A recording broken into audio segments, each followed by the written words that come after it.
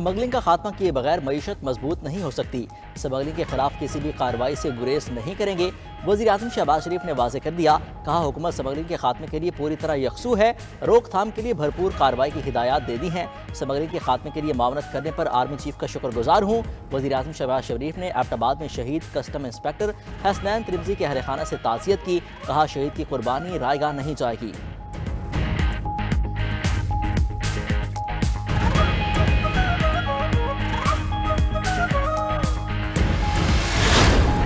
इस्लामाबाद एहतसाब अदालत ने बानी पीटीआई और बुशरा बीबी को रियासती इदारों और उनके ऑफिशल्स के खिलाफ बयानबाजी से रोक दिया।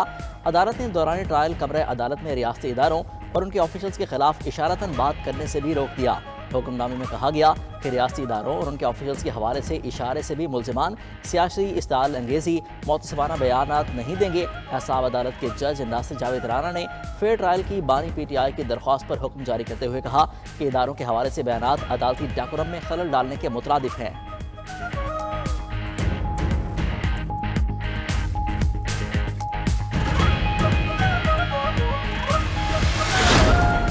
कराची सुप्रीम कोर्ट रजिस्ट्री में अहम केसेस की समाअत।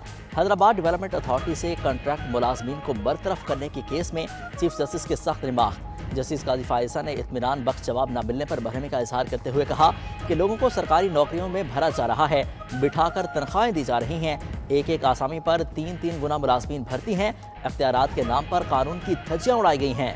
हम इसकी इजाज़त नहीं देंगे। क्या सिंध के लोगों को सड़कें, पानी, बिजली मिल रहे हैं? क्या सारा पैसा तनख्वाहों में देते रहेंगे?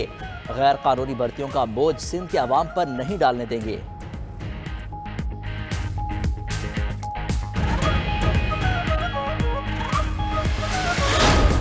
स्पीकर बलोचिस्तान असम्बली अब्दुल खालिक अचकजई बहाल। सुप्रीम कोर्ट ने इलेक्शन कमीशन की मअतली का फैसला कलअदम करार दे दिया। PB 51 के 12 पोलिंग स्टेशन पर दोबारा पोलिंग का हुक्म भी कलअदम करार। तमाम उम्मीदवारों की रजामंदी से मामला दोबारा इलेक्शन कमीशन को भिजवा दिया गया। जस्टिस अमीनुद्दीन खान ने रिमार्क्स दिए कि किस ज़ाब्ते के तहत इलेक्शन कमीशन ने 12 पोलिंग स्टेशन पर दोबारा इलेक्शन कराने का हुक्म दिया।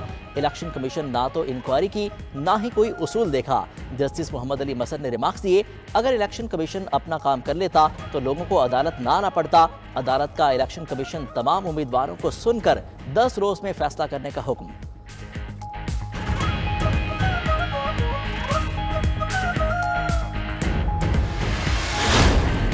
वफाकी दारुल हुकूमत में नान रोटी की कीमतों में कमी का नोटिफिकेशन 6 मई तक मुअत्तल। जस्टिस तारिक महमूद जहांगीरी ने इस्तफसार किया कि ये बताएं पंजाब में 120 ग्राम की रोटी 25 रुपए में है। नुमाइंदा सिलाई हुकूमत ने जवाब में कहा वो दूसरी सूबाई हुकूमत में है, आटा यहाँ महंगा, रेंट यहाँ ज्यादा है। अदालत ने रिमार्क्स में कहा तंदूर वालों से पूछा कि आटा कितने का आ रहा है या सिर्फ लोगों को खुश करने के लिए ऑर्डर जारी कर दिया। इस्लामाबाद हाई कोर्ट की आइंदा समाअत पर फ्रीकैन से तफसीली जवाब जमा कराने की हिदायत।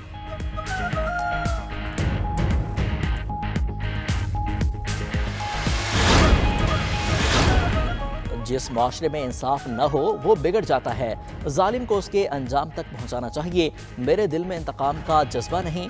वजीर आला मरियम नवाज का पुलिस ट्रेनिंग कॉलेज चौंग में पासिंग आउट परेड की तकरीब से खिताब। कहा मुझे आग का दरिया अबूर करके यहाँ तक पहुँचना पड़ा। पुलिस का यूनिफॉर्म पहनकर एहसास हुआ कि ये कितनी बड़ी जिम्मेदारी है। पुलिस के शोबे में खवातीन की तादाद बढ़ाना चाहती हूँ। मरियम नवाज ने आला कारकर्दगी का मुजाहरा करने वाली लेडी कांस्टेबल्स में इनामात भी तकसीम किए।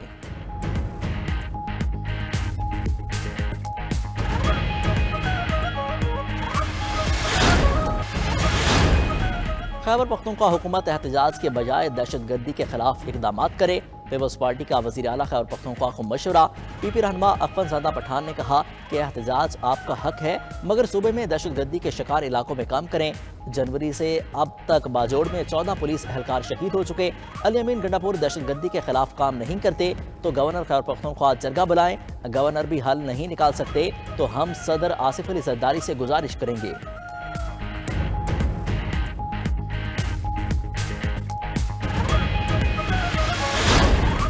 बारदाना की अदम फरहमी, किसानों को मेहनत का मुआवजा न मिल सका। हुकूमत के मुकर्रर करदा रेट पर गंदम की खरीदो फरोख्त नामुमकिन। ओपन मंडियों में गंदम का रेट 3,000 से 3,400 रुपए तक गिर गया। पंजाब के किसान परेशान, कम दामों पर गंदम की फरोख्त शुरू कर दी। बारदाना की फरहमी को यकीनी बनाते हुए गंदम की खरीदारी का अमल शुरू किया जाए। काश्तकारों का मुतालबा, गंदम की कम कीमत मिलने और सरकारी सतह पर खरीदारी शुरू न करने पर काश्तकार सरापा एहतजाज। गुजरावाला, नारवाल, पाकपतन और कसूर समेत कई शहरों में किसान सड़कों पर निकल आए।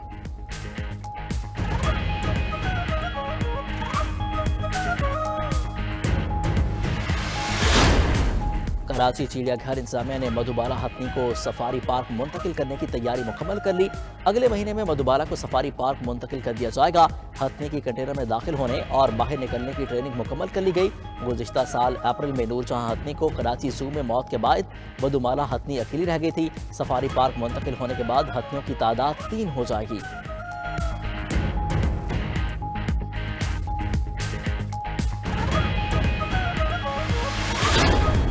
न्यूजीलैंड के खिलाफ चौथा T20 कौमी टीम में 4 तब्दीलियों का इम्कान। फ़खर जमान, हसीबुल्ला, इमाद वसीम और मोहम्मद आमिर आज के मैच में टीम का हिस्सा होंगे। लीग स्पिनर इबरार अहमद की रोटेशन पॉलिसी के तहत आराम दिया जाएगा।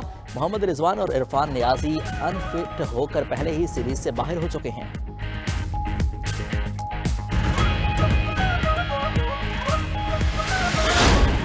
और पाकिस्तान विमेंस टीम की साबिक कप्तान बिस्मा मारूफ का क्रिकेट से रिटायरमेंट का ऐलान। 276 बैन अवी मैचों में पाकिस्तान की नुमाइंदगी की। इंटरनेशनल क्रिकेट में 6,262 रन बनाए और 80 विकेटें हासिल की। रिटायरमेंट का ऐलान करते हुए कहा कि क्रिकेट का ये सफर यादगार रहा।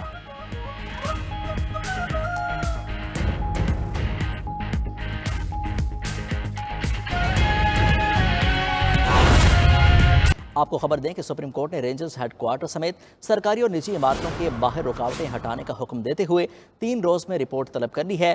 चीफ जस्टिस ने रिमार्क्स दिए कि किसी को अवाम की आज़ादाना नकलो हरकत में रुकावट डालने की इजाज़त नहीं है। मजीद अहवाल जानते हैं अपने नुमाइंदे शाहिद हुसैन सैरला से। जी शाहिद, बताएगा। बिल्कुल, कराची में तजावजात के खात्मा से मुतालिक जो है चीफ जस्टिस पाकिस्तान डिस्ट्रिक्ट काजी फैज ईसा की सरबराही में 3 रुकनी बेंच ने समाअत की। समाअत के दौरान जो है चीफ जस्टिस ने रिमार्क दिए कि मैं आज जो है कराची की सड़कों पर घूमता रहा तो मैंने देखा कि 4 अहम मकाम जिसमें वजीर आला house, governor house, naval headquarter और जो रेंज हेडक्वार्टर है वहाँ पर फुटपाथों के ऊपर तजावजात कायम किए गए हैं। लोगों को जो है वहाँ से गुजरने में शदीद मुश्किलात हैं। फुटपाथों पर कब्जे की वजह से खवातीन को, लोगों को सड़कों पर ट्रैवल करना पड़ता है, जिसकी वजह से हादसा भी होते हैं और फिर वो FIR कटवाते फिरते हैं। अब अदालत ने हुक्म दिया है कि फौरी तौर पर सूबाई हुकूमत के इदारे हैं या वफाकी हुकूमत के, शहरी हुकूमत के और प्राइवेट या सरकारी इदारे, जहां जहां फुटपाथों पे और सड़कों के ऊपर तजावजात कायम की गई हैं, तमाम दफातर के सामने से KMC, KD और दीगर इदारे जो है फौरी तौर पर तजावजात का खात्मा करें और 3 दिन के अंदर जो है रिपोर्ट पेश करें। चीफ जस्टिस ने रिमार्क्स में यह भी कहा कि अगर सुप्रीम कोर्ट के बाहर भी अगर कोई तजावजात कायम है तो उसको भी जो है फौरी तौर पर हटा दिया जाए। हमारे आने से पहले जो है तजावजात कायम थे, लेकिन जब हम सुप्रीम कोर्ट रजिस्ट्री पहुंचे तो फिर हमने ये तजावजात भी हटवा दिए थे।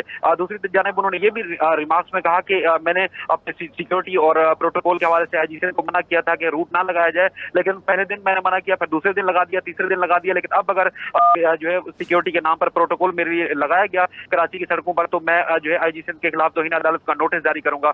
अब KMC को 1-2 तजावजात के खात्मे के साथ साथ शहर की सड़कों के ऊपर दरख्त न लगाने के ऊपर भी अदालत ने बरहमी का इज़हार किया। चीफ जस्टिस ने कहा कि अगर शहर में जो सूखे दरख्त हैं वो हटाकर नए दरख्त लगाए जाएंगे, अगर KMC के पास पैसे नहीं है तो अफसोस की बात है, हम जो है KMC को जो है वो दरख्त फराहम करेंगे और कराची की सड़कों को हरा भरा करें और ये सवाब का काम है। दूसरे जो नजला टावर और दीगर जो इमारतें जिनके ऊपर तजावजात के नाम पर जो उनको मसमार किया गया था उनको मुआवजा देने से मुताल्लिक भी चीफ जस्टिस ने अहकाम जारी किए हैं। जो मजीद केसेस रह गए जिसमें शहर के 36,000 से ज्यादा प्लाट है उनसे मुताल्लिक केस जो है कल समाअत के लिए मुकर्रर किया गया है। KMC और दीगर इदारों को कहा गया है कि उस हवाले से मजीद अहकाम कल जो है सुप्रीम कोर्ट कराची रजिस्ट्री में जो है की जाएगी।